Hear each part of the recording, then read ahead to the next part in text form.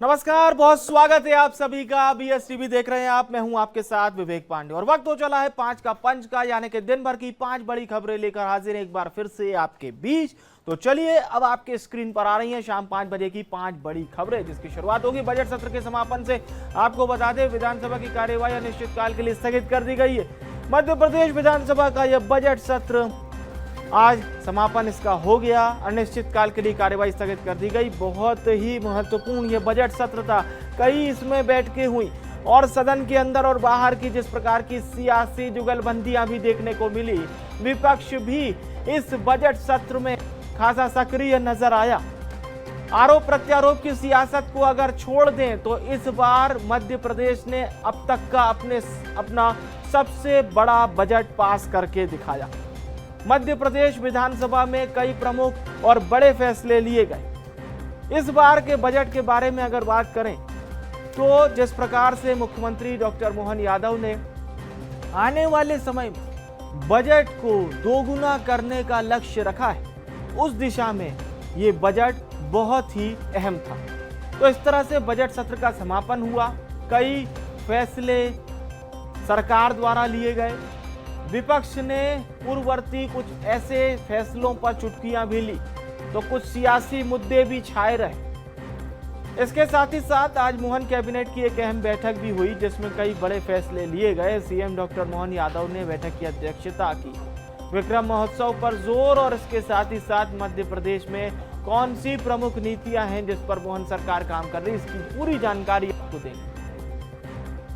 और इसके साथ ही साथ आपको बता दें, औरंगजेब का जो सियासी मुद्दा छाया हुआ है, महाराष्ट्र के नागपुर से इसकी शुरुआत हुई और देश भर के तमाम शहरों में, तमाम राज्यों में यह पहुंचता चला गया।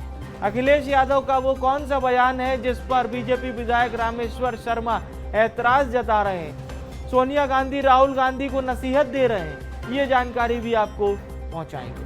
धर्मांतरण पर सियासी रण। बीते दिनों जिस प्रकार से रायपुर से ये खबर निकलकर सामने आई थी, जिसमें धर्मांतरण का सीधा तौर पर आरोप लगा था, और उसके बाद बजरंग दल के कार्यकर्ता और उसके बाद ईसाई धर्म के लोग थाने पहुंच जाते हैं, आरोप प्रत्यारोप का दौर चलता है। धर्मांतरण पर सियासी रण क्या कह रहा है, ये भी आपको बताएंगे। और राहुल गांधी की बैठक पर प्रदेश डिप्टी सीएम विजय शर्मा ने क्या कहा, क्योंकि दीपक बैज ने यह जानकारी दी है कि राहुल गांधी बैठक लेंगे। अब इस बैठक पर सियासी उठक बैठक आखिर किस और इशारा करती है, ये भी हम आपको बताएंगे। तो ये है मध्य प्रदेश और छत्तीसगढ़ की शाम 5 बजे की प्रमुख खबरें इस वक्त आपके स्क्रीन पर।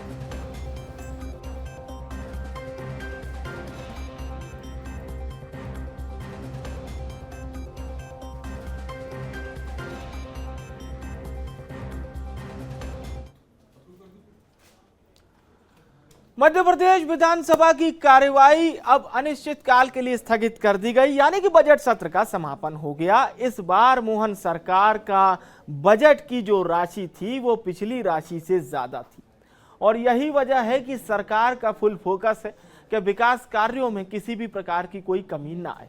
विकास कार्यों के लिए सरकार ने राशि बढ़ाने का निर्णय लिया, जो काफी हद तक सफल भी साबित हुआ। यह मुख्यमंत्री डॉक्टर मोहन यादव की पूर्ववर्ती सुनियोजित उनकी रूपरेखा पर ही ये बजट पेश हुआ था। अब इस बजट सत्र की प्रमुख बातें भी समझिए जो हम आपको बता रहे हैं। ये अब तक का सबसे बड़ा बजट था मध्य प्रदेश का। 5 वर्ष में बजट को दोगुना कर दिया जाएगा, यानी कि 4,21,000 जो बजट की सीमा थी उसको अब बढ़ाया जाएगा, और 250 लाख करोड़ का बजट भी 2040 के बाद का इसका अभी से सुनियोजित कर लिया गया है। अब आप समझिए, ये भी रूपरेखा, ये भी तय हो चुका है। विधानसभा की कार्यवाही बहरहाल अनिश्चितकाल के लिए भले ही स्थगित हो गई हो, इसकी जानकारी सामने आई। 56 घंटे तक सदन की ये कार्यवाही चली। बजट सत्र में कुल 9 बैठकें भी आयोजित हुई। मध्य प्रदेश में मोहन सरकार का ये बजट ऐतिहासिक रहा, जिसे अब तक का सबसे बड़ा बजट बताया गया। सीएम मोहन ने कहा है कि 5 वर्ष में हम बजट को दोगुना कर देंगे। 2024 तक 250 लाख करोड़ का बजट होगा, यानी कि ये समझने वाली बात है। जिस प्रकार से मुख्यमंत्री इस बजट को डिफाइन कर रहे हैं। और चलिए अब सीधा हम भोपाल का रुख कर रहे हैं। हमारे सहयोगी रंजन इस वक्त हमारे साथ लाइव जुड़ रहे हैं। जी रंजन, बजट सत्र का समापन तो हो गया, सियासी किस प्रकार से गलबैया थी विपक्ष की, सत्ता पक्ष की, सदन के अंदर सदन के बाहर। एक ऐतिहासिक काम मोहन सरकार ने यह भी किया कि अब तक का सबसे बड़ा बजट भी पेश कर दिया। ओवरऑल किस तरह का रहा यह बजट सत्र?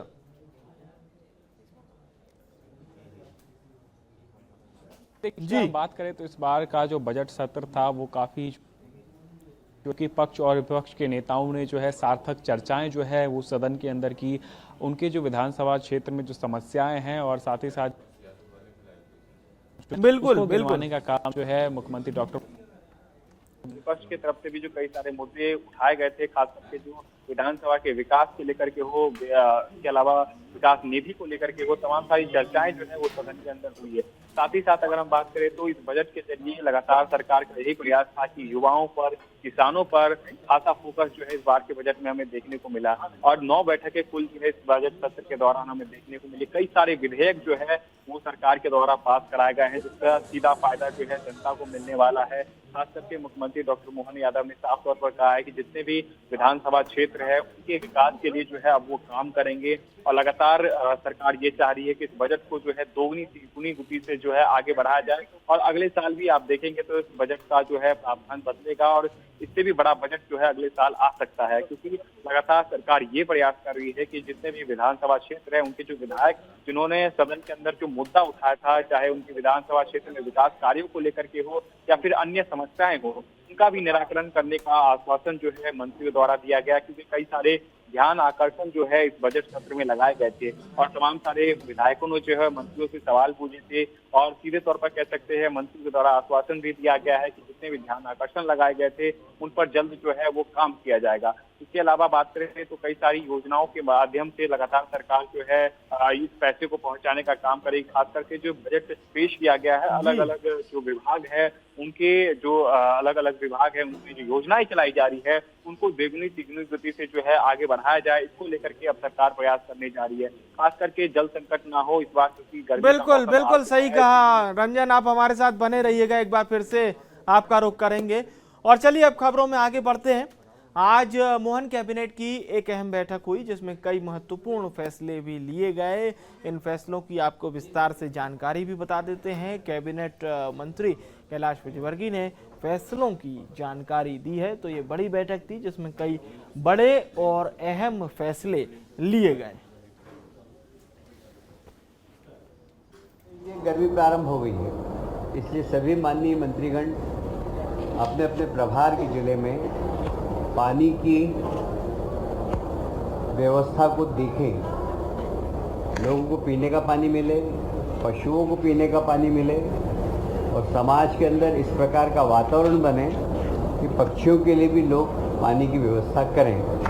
मैं समझता हूँ इतना बारीक कोई मुख्यमंत्री सोचता नहीं है कि पशुओं के पानी की भी चिंता करे और पक्षियों के पानी की भी चिंता करे। आज कैबिनेट में माननीय मुख्यमंत्री जी ने सभी माननीय कैबिनेट मंत्रियों से आग्रह किया है। मुझे कहते हुए बहुत प्रसन्नता हो रही कि हमारे यहाँ ओंकारेश्वर में 26वीं वाइल्ड लाइफ सेंचुरी स्वीकृत हो गई है। हमें ये कहते हुए बहुत प्रसन्नता हो रही है कि इस वाइल्ड लाइफ में जितना भी वन क्षेत्र है वहाँ पर कोई भी वनग्राम नहीं है, इसलिए किसी प्रकार की कोई परेशानी नहीं है। लगभग 614 वर्ग किलोमीटर प्रदेश के 614 किलोमीटर की ये वर्ग मीटर की वन सेंचुरी है ये, और ये 26वीं वाइल्ड लाइफ सेंचुरी होगी, जिसका कि देश में सर्वाधिक वन सेंचुरी बनाने का जो एक रिकॉर्ड है वो मध्य प्रदेश के नाम है। ओलावृष्टि के लिए भी माननीय मुख्यमंत्री जी ने निर्देश दिए हैं सारे कलेक्टर्स को कि जल्दी से उसका सर्वे करें और आपदा प्रबंधन के माध्यम से उन सब किसानों का जिनका नुकसान हुआ है उन्हें आरबीसी की तहत उनकी जो मुआवजा है वो उनको अतिशीघ्र मिले, इसकी चिंता करें। लोक स्वास्थ्य यांत्रिकी विभाग भी जितनी भी समूह जल योजना है उनके लिए भी अब सोलर प्लांट लगाने का आज कैबिनेट में उन्होंने अनुमति मांगी थी। तो मतलब बिजली बेचने वाला भी समूह योजना हो सके ऐसे उन्होंने कैबिनेट में अनुमति मांगी है। आज वो अनुमति उनको प्रदान कर दी गई है। खजुराहो है वो यूनेस्को में वर्ल्ड हेरिटेज की सूची में है। वहाँ पर होटल इंडस्ट्री और रुचि ले रही है क्योंकि वहाँ पर पर्यटकों की संख्या बढ़ती जा रही है, इसलिए वहाँ अच्छी होटल्स और बने। राजगढ़ कोठी को बिल्कुल हेरिटेज कोठी के रूप में होटल के रूप में बनाया है, पर उन्होंने इससे लगी हुई ज़मीन 19 एकड़ की मांगी है, जहाँ वो वेलनेस सेंटर डालना चाहते हैं, एक वर्ल्ड क्लास फैसिलिटी देना चाहते हैं, जिससे कि खजुराहो और ज़्यादा आकर्षण का केंद्र बने। आज शासकीय मूल्य पर लगभग 19 एकड़ ज़मीन है, वो ओबेरॉय समूह को देने का निर्णय लिया है। और देश की सियासत में इन दिनों औरंगजेब का मुद्दा ऐसे छाया हुआ है कि क्या पक्ष क्या विपक्ष सभी नेता इन दिनों औरंगजेब पर ज्यादा फोकस कर रहे हैं। अब औरंगजेब की ये लड़ाई जो नागपुर से शुरू होती है वो किस तरह से मध्य प्रदेश होते होते भोपाल तक पहुंच गई, और रामेश्वर शर्मा को अखिलेश यादव के बयान से क्या आपत्ति है और किसे नसीहत दे रहे हैं रामेश्वर शर्मा, ये भी आज प्रदेश की सियासत में सुनने को मिला। जो सवाल खड़े किए सपा नेता पे, मैं सपा नेता को और उनके अध्यक्ष अखिलेश जी को और उनके सहयोगी राहुल गांधी जी को और श्रीमती सोनिया गांधी जी को हाथ जोड़कर प्रार्थना करना चाहता हूं कि हिंदुस्तान के इतिहास को झुटलाओ मत। ये भारत का इतिहास है कि 80 घाव जिस राणा सांगा ने खाकर हिंदुस्तान की मिट्टी के लिए जो वीर योद्धा लड़ा, उस पर सवाल खड़े मत करो। औरंगजेब के तलुए चाटना है तो कांग्रेस सपा बसपा सब मिलकर चाटो, हमें आपत्ति नहीं है, क्योंकि हमें तो तुमसे उम्मीद यही थी कि तुम जो है कभी जिन्ना के तलुए चाटते हो, कभी औरंगजेब के तलुए चाटते हो, पर भारत के स्वाभिमान को, भारत के शौर्य को चुनौती मत दो। तो साफ तौर पर आप समझ तो गए होंगे कि आखिर रामेश्वर शर्मा कहना क्या चाह रहे हैं, किसे कहना चाह रहे हैं ये बात। सीधे अब हम रुक कर रहे हैं, रंजन हमारे सहयोगी लगातार जुड़े हुए हैं। जी रंजन, रामेश्वर शर्मा आक्रामक अंदाज, इसी अंदाज में बयान देते, अब सबकी घेराबंदी कर दी औरंगजेब के नाम पर। तो बिल्कुल निश्चित तौर पर देखिए तो औरंगजेब को लेकर के जो फिलहाल सियासत चल रही है वो थमने का नाम नहीं ले रहा है, क्योंकि ये एक नेशनल मुद्दा जो है वो बन चुका है। तमाम सारे टीवी में जो है इस पर डिबेट हो रहे हैं और लगातार नेताओं के भी जो है बयान वो सामने आ रहे हैं। और आज मध्य प्रदेश विधानसभा के दौरान भी जो है आप देखेंगे तो बीजेपी विधायक का एक बड़ा बयान जो है वो सामने आता है, क्योंकि जिस तरीके से अखिलेश यादव ने बयान दिया था उस पर आज बीजेपी के जो विधायक है रामेश्वर शर्मा ने उन्होंने सीधे तौर पर पलटवार कहा कि जो हमारे देश के वीर सपूत है उनके ऊपर जो है सवाल उठाने का काम जो है कांग्रेस और सपा की जो है नियत हमेशा से रही है।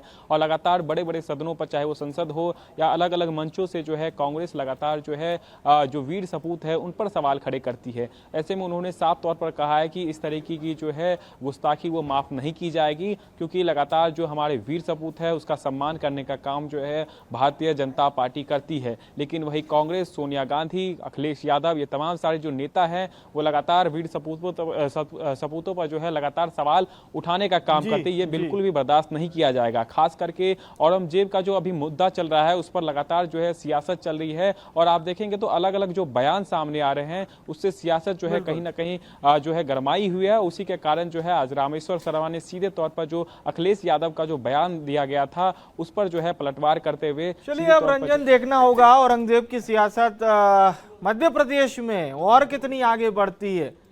बहुत बहुत धन्यवाद आपका तमाम खबरों पर दर्शकों तक जानकारी पहुंचाने के लिए। और चलिए खबरों में आगे बढ़ते हैं। छत्तीसगढ़ से धर्मांतरण पर आखिर सियासत क्यों हो रही है, और प्रदेश के गृह मंत्री विजय शर्मा का आखिर वो कौन सा बयान सामने आया है जो इन दिनों खास है चर्चा में, क्योंकि धर्मांतरण का मुद्दा बीते दिनों सामने आया था जिसको लेकर बहुत तरह के सवाल खड़े हो रहे थे। अब साफ तौर पर गृह मंत्री विजय शर्मा ने कहा है कि धर्मांतरण और उससे जुड़े सभी विषयों पर चर्चा जारी है। जल्दी हम देश के सर्वोत्तम प्रावधानों के साथ विधानसभा में आएंगे, जिसके बाद धर्मांतरण कराने वालों पर प्रावधान आने के बाद हम कार्रवाई भी करेंगे जिसका अधिकार हमें होगा। विधानसभा में आएंगे। और दूसरा मसला ये भी मैं कहना चाहता हूं कि यह धर्मांतरण का विषय विशेष रूप से सामाजिक है, इसको सबको समझना पड़ेगा। ऐसा करके जो भी ये कर रहे हैं उनके खिलाफ उस प्रावधान के बाद बड़ी सख्त कार्रवाई करने का अधिकार पुलिस को भी होगा, प्रशासन को भी। धर्म तो देखिए, ये बात गृह मंत्री विजय शर्मा ने साफ तौर पर कही है कि हम कड़े प्रावधानों के साथ आएंगे और कानून बनाने का काम भी किया जाएगा। तो स्पष्ट संदेश है कि किसी भी तरह सरकार बख्शेगी नहीं। अब सीधा रुख कर रहे हैं रायपुर का। हमारे सहयोगी शिवम हमारे साथ लाइव जुड़ रहे हैं। जी शिवम, गृह मंत्री विजय शर्मा ने तो दो टूक कहा है, धर्मांतरण को लेकर शायद सरकार बेहद गंभीर है और कड़े प्रावधानों के साथ सदन में जाना, यानी कि सीधी बात है कि एक मजबूत कानून की रूपरेखा कैसी होगी, इसको लेकर संकेत दे दिए गृह मंत्री ने। जी बिल्कुल विवेक, देखिए बीते कल ही राजधानी रायपुर से 2 धर्मांतरण के शिकायत या मामले कहे जाने चाहिए वो सामने आए थे। और पहला जो मामला था वो अवैध तरीके से चर्च बनाने का था, जो कि रेलवे प्रशासन की भूमि में बना रहे थे। उस पर रेलवे प्रशासन ने कार्रवाई की है, लेकिन इसके साथ साथ एक रायपुर का मुजगंग थाना है जहां पे धर्मांतरण को लेकर के फिर से एक बार शिकायत पहुंची। 5 लोगों को हिरासत में लिया गया और ये बताया गया कि वहां पे प्रलोभित करके और धर्मांतरण का कार्य किया जा रहा था। यही विषय आज विजय शर्मा से, जो कि डिप्टी सीएम है छत्तीसगढ़ के और गृह मंत्री भी हैं, उनसे पूछा गया। तब उन्होंने ये बताया कि छत्तीसगढ़ सरकार कानून लाने की तैयारी कर चुकी है। बहुत जल्द ही नए प्रावधानों के साथ छत्तीसगढ़ में धर्मांतरण के खिलाफ सख्त कानून लाएंगे। और इसके संकेत इससे पहले भी सीएम विष्णुदेव साय ने भी दिए थे, जब उन्होंने ये कहा था कि जल्द से जल्द एक बड़ा कानून छत्तीसगढ़ सरकार लाने वाली है। और विजय शर्मा ने आज उस पर स्पष्ट रूप से यही कह दिया है कि छत्तीसगढ़ में नए प्रावधानों के साथ, नए नियम और नए कानून के साथ जो सख्त होंगे, देश भर के जो धर्मांतरण के कानून हैं उनके हिसाब से और सख्त बना करके छत्तीसगढ़ में विधानसभा में पेश किया जाएगा। जिसके बाद पुलिस को भी ये अधिकार होगा कि वो धर्मांतरण पर सीधे शिकायत में एफआईआर कर सके, कार्रवाई कर सके। और जो लोग इस विषय को बढ़ावा देते हैं या धर्मांतरण करवाते हैं, मंत्रांतरण करवाते हैं, उनको लेकर के कठोर से कठोर कार्रवाई की जाए, क्योंकि ये छत्तीसगढ़ का विषय अभी का नहीं है, बल्कि पुराना विषय है और इस पे लगातार सियासत भी होती रही है। अब विजय शर्मा का स्पष्ट बयान कहीं ना कहीं ये संकेत जरूर दे रहा है कि बहुत जल्द छत्तीसगढ़ में धर्मांतरण को लेकर के एक सख्त कानून आएगा, जिसमें प्रदेश में कानून जो है, कानून व्यवस्था इतनी चौकस हो जाएगी कि धर्मांतरण को लेकर अगर एक भी शिकायत छत्तीसगढ़ से आती है तो उसके खिलाफ कठोर कार्रवाई की जाएगी। जी चलिए, अब देखेंगे आगामी समय में किस तरह का नक्शा तैयार होगा। बहुत बहुत धन्यवाद शिवम, महत्वपूर्ण जानकारी दर्शकों से साझा करने के लिए। इस वक्त कांग्रेस के राष्ट्रीय अध्यक्ष मल्लिकार्जुन खड़गे, राहुल गांधी नहीं, लेकिन राहुल गांधी तमाम जिला अध्यक्षों की एक बैठक लेने जा रहे हैं, जिसे लेकर दीपक बैज का बयान सामने आया है। बस भारतीय जनता पार्टी भी चुटकी लेने में कहां पीछे रहने वाली थी, बीजेपी ने भी चुटकी ली है। बहरहाल राहुल गांधी जो कांग्रेस को बेहतर समझते हैं, जैसा कि तमाम कार्यकर्ता, तमाम नेता ये कहते हैं कि राहुल गांधी कांग्रेस को मजबूत बनाते हैं। अब इस पूरे कवायद पर दीपक बैज क्या कह रहे हैं, ये जरूर आप सुनिए। राहुल गांधी जी के साथ पूरे देश के तमाम जिला अध्यक्षों के साथ डायरेक्ट मीटिंग हो रही है, चर्चाएं हो रही है। और इसमें छत्तीसगढ़ का भी नंबर है, लेकिन अधिकृत अभी डेट नहीं आया है। जब डेट आएगा अधिकृत, तो निश्चित रूप से हम तमाम जिला अध्यक्ष के साथ पूरी तैयारी के साथ माननीय राहुल गांधी जी के बैठक में शामिल होंगे।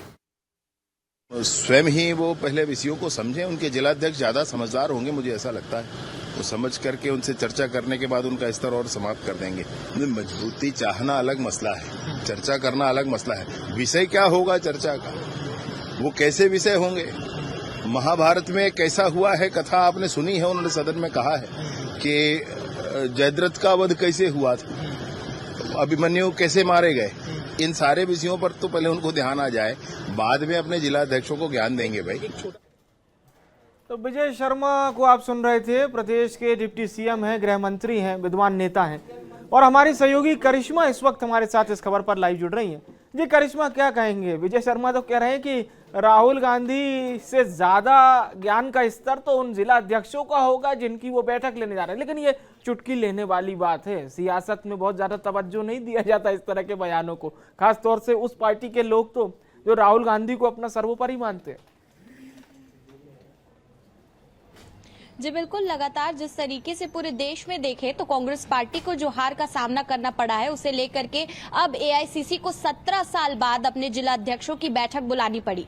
जल्द ही जो कांग्रेस पार्टी के राष्ट्रीय अध्यक्ष मल्लिकार्जुन खड़गे हैं, साथ ही में जो नेता प्रतिपक्ष राहुल गांधी है, वो 700 से ज्यादा जिला अध्यक्षों की दिल्ली में बैठक लेते हुए नजर आने वाले हैं। और ये जो बैठक है, आपको बता दें कि 27-28 मार्च और 3 अप्रैल को होने वाली है। 3 अप्रैल को छत्तीसगढ़ के जो है 40 से ज्यादा जो जिला अध्यक्ष है वो वहां पर दिल्ली के लिए रवाना होंगे। दिल्ली में राहुल गांधी से चर्चा करते हुए नजर आएंगे। संगठन को मजबूत करने की बात जो है यहां पर की जा रही है, क्योंकि जिस तरीके से कांग्रेस पार्टी के स्तर को देखा जाए तो लगातार कार्यकर्ताओं में एक नाराजगी है, उनके तमाम वरिष्ठ नेताओं में गुटबाजी नजर आती है, उनके बयानों में भी काफी ज्यादा जो है विभिन्नता नजर आती है, जिसे लेकर के अब संगठन को मजबूत करने की जरूरत कांग्रेस पार्टी को है। और इसी चीज का जो है यहाँ पर देख सकते हैं कि भारतीय जनता पार्टी किस तरीके से फायदा उठाते हुए भी नजर आती है। साथ ही में तरह तरह की बयानबाजी और तंज भी कसे जाते हैं, जिसे लेकर के आज उप मुख्यमंत्री विजय शर्मा ने, माफ कीजिएगा, कि कांग्रेस पार्टी की ये जो बैठक होने वाली है जिला अध्यक्षों की, उस पर तंज कसते हुए कहा कि जो स्तर कांग्रेस पार्टी के जिला अध्यक्षों का है, अगर राहुल गांधी से वो मिलेंगे तो उनका स्तर गिर जाएगा। इससे ये समझ आता है कि किस तरीके से चुटकी लेते हुए यहाँ पर विजय शर्मा ने कहा कि जो ह्यूमर है यहाँ पर, बिल्कुल जो IQ लेवल है, वो जिला अध्यक्षों का राहुल गांधी से भी ज्यादा नजर आ रहा है। और उन्होंने ये भी कहा कि अगर राहुल गांधी से वो मिलते हैं, उनसे बात करते हैं, तो उनसे ज्यादा समझदार तो उनके जिला अध्यक्ष नजर आते हैं, क्योंकि कई ऐसे बयान राहुल गांधी के हमने देखे हैं जो काफी ज्यादा हास्यास्पद तरीके से भी प्रेजेंट किए जाते हैं, और कई बार जो है वो एक हास्यास्पद हिस्सा बन जाते हैं कहीं पर भी चर्चा का, जिसे लेकर के लगातार भारतीय जनता पार्टी राहुल गांधी अब देखने वाली बात होगी ये तमाम जिला अध्यक्ष जब दिल्ली पहुंचेंगे और राहुल गांधी उनसे रूबरू होंगे तो क्या बातें निकलकर सामने आती हैं। बहुत बहुत धन्यवाद करिश्मा, शुक्रिया आपका।